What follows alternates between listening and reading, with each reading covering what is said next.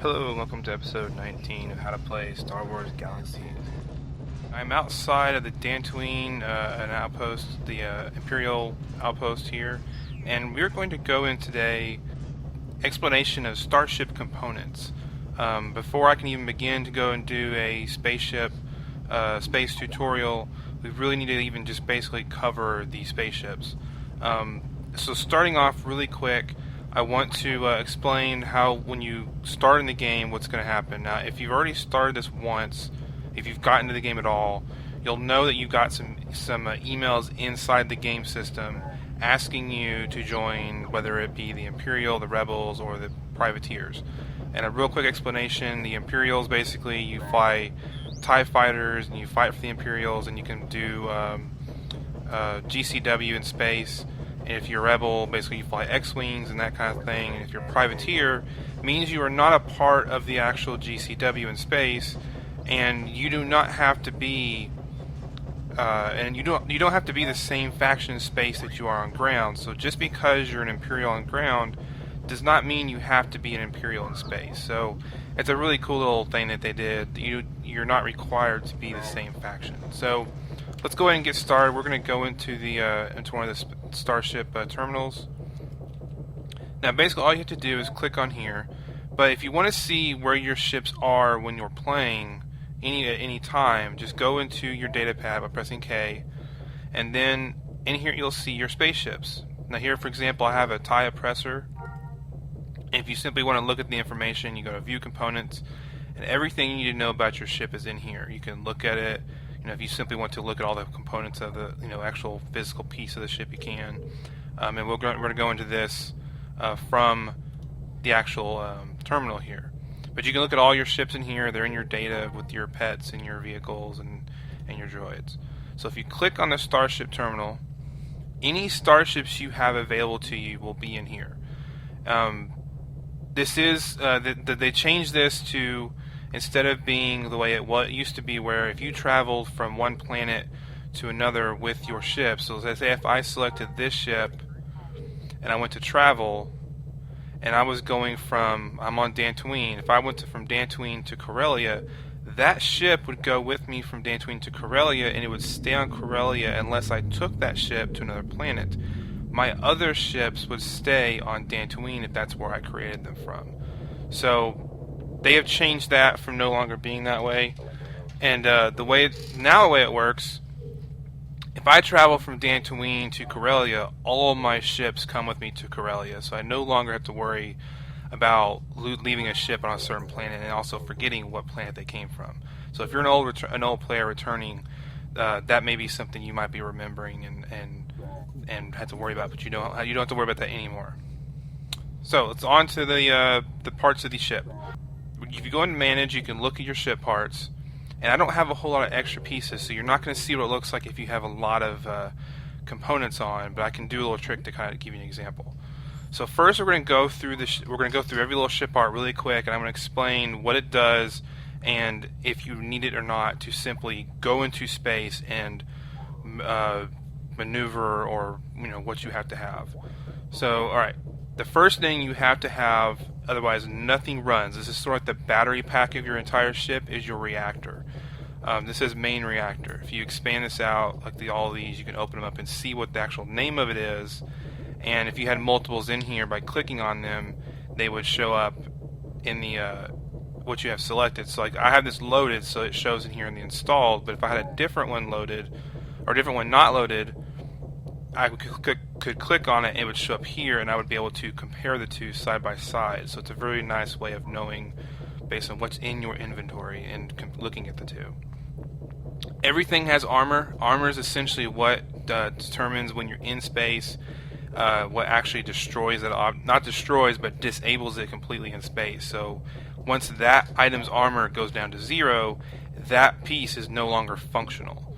The hit points, I don't fully know how they work. They have to do with based on how many times that item goes down to 0. When you do a certain type of repair, it will degrade the hit point value, and eventually the idea is supposed to be where those components are then ultimately destroyed, and they're no longer able to be used at all. Again, confirm with the SWIG Wikia about that, because I don't fully know. It's been a long time since I've actually looked into that subject. And everything also has a mass. The mass is the amount, basically the weight of that object. You have to deduct that mass from your total ship's mass. So you see in this ship I have 90,000. I need to deduct 5,435.3 out of that. Now luckily it keeps adding it up to you and shows you how much mass you have out of your total mass, and you don't have to actually do math.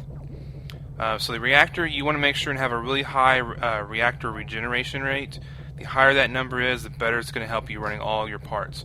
You have to have enough energy to run everything, but you want to have extra, because when you get into higher level things, if you start using special abilities, you actually will start pulling from your reactor, and if you have a big enough reactor, you can pull plenty without overcharging it and basically rendering you useless in space until you land and come back.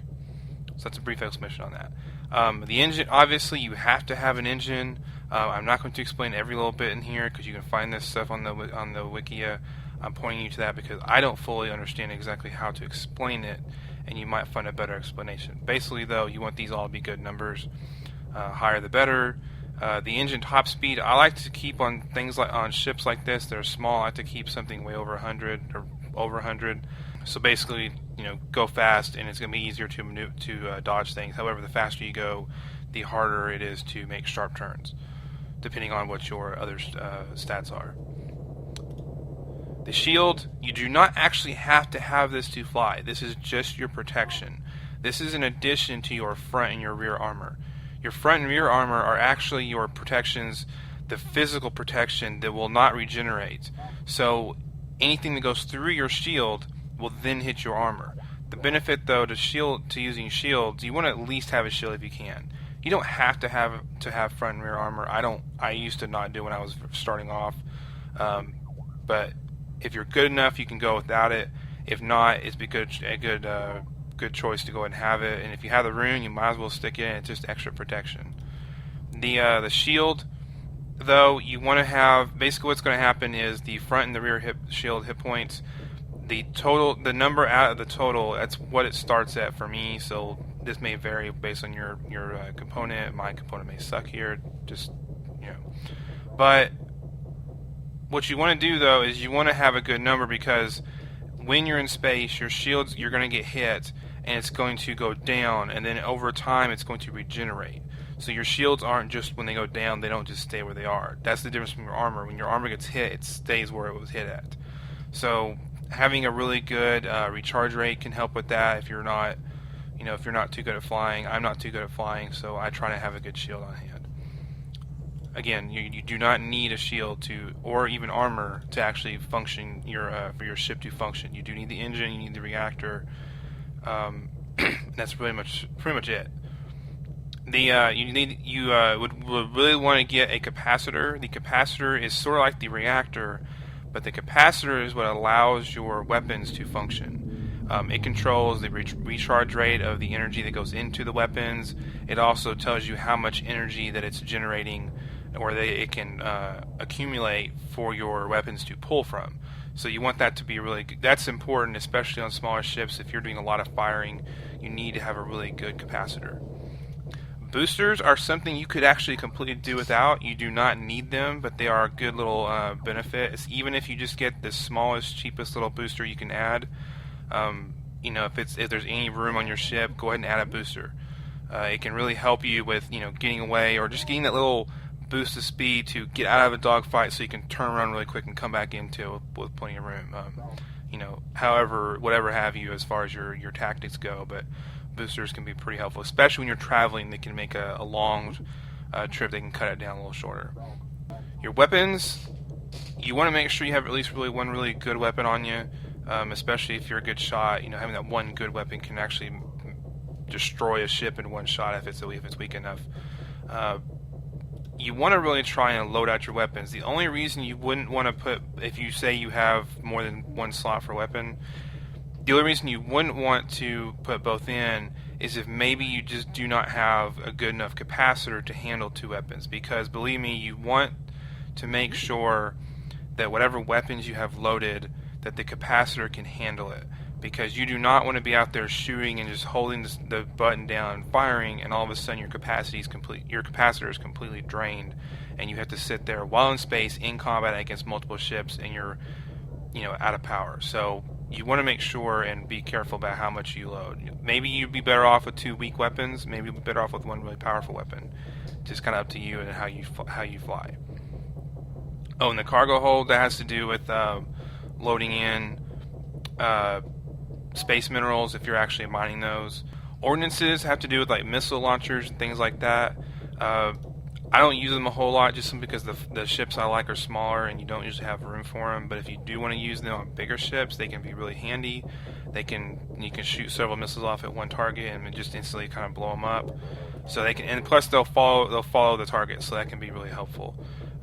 They're also, if you have fought in space, you'll know they're pretty annoying when they are attacking you.